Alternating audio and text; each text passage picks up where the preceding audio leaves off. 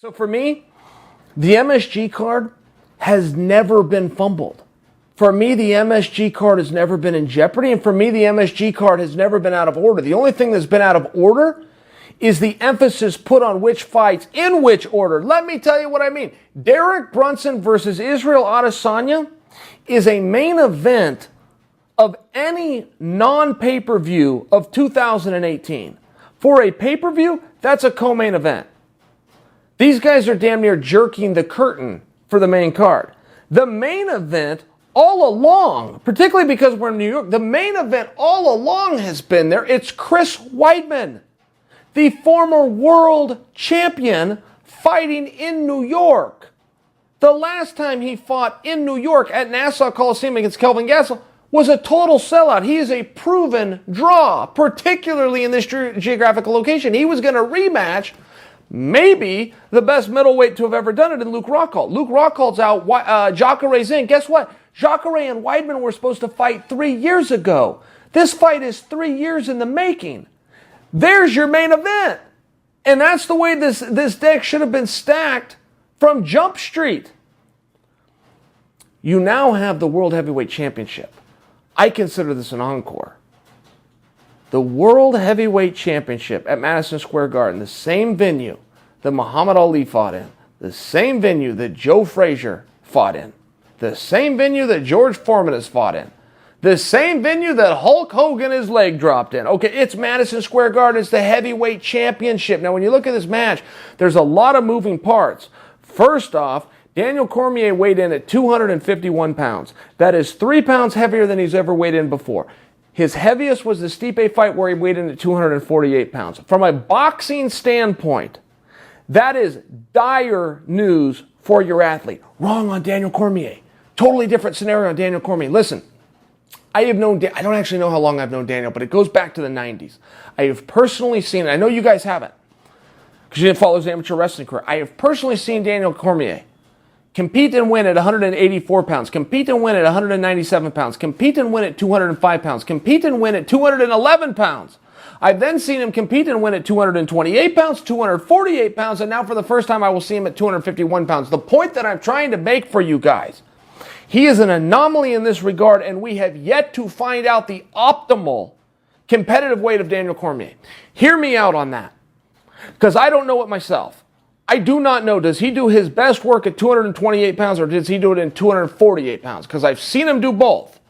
And I watched him win a Grand Prix in Strikeforce at 228. I watched him win a UFC World Heavyweight Championship at 248. And I have a more than sneaky suspicion that I'm going to see him defend the World Heavyweight Championship at 251 pounds. I think his coaches would like to see him. I've heard Coach Javier talk about this. I think they would like to see him about 243 pounds. I'm not positive it's not more like 255. I don't offer for you guys that he should balloon up to 255. I'm just telling you, we do not know the optimal weight of Daniel Cormier. To go back to his amateur wrestling days when he was competing for Olympic and world teams and medals, he did that at a weight class known as 96 kilograms, which converts to 211 pounds, okay? But he spent a season outside of world and Olympic competition at heavyweight, and he went completely undefeated. So there was a lot of talk even within this country of, hey, this should be our heavyweight. But we're not going to encourage it because we have a really great heavyweight that can also win a medal, and Daniel can be top three, meaning win a medal, at the 96 kilograms, 211 pounds. So all I'm offering for you, we don't actually know where his optimum weight is. And I personally did a workout with him a number of weeks ago. I've never felt him so good. Not even close have I felt him so good. I could not believe how strong he was. If you saw him at the weigh-ins today, you saw his legs and you saw his hips and you saw his ass. Listen, that's where the power comes from. You will see guys get punched in this sport. It's not the arms. Oh, it's coming from the hips. It's coming from the legs as you turn. It's coming from the hips. It's coming from the legs as you turn. I've never seen him look so strong. But there's another piece to this fight, okay? Daniel Cormier had a bad hand. Now, I'm not disclosing inside information. And yes, when I went to work out with him, his hand was wrapped up and I saw this firsthand. But this has become public, so I'm not speaking out of school here. This went all the way to the New York State Athletic Commission that said, hey, we're going to need to investigate this hand a little bit. They did.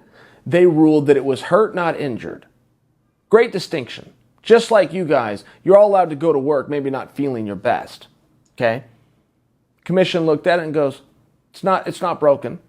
He says he can do it. He passed a little test of squeeze this, do that. Game on. But when we know about the hand, then we can very easily deduce that this is going to be a grappling heavy contest should Daniel have his way.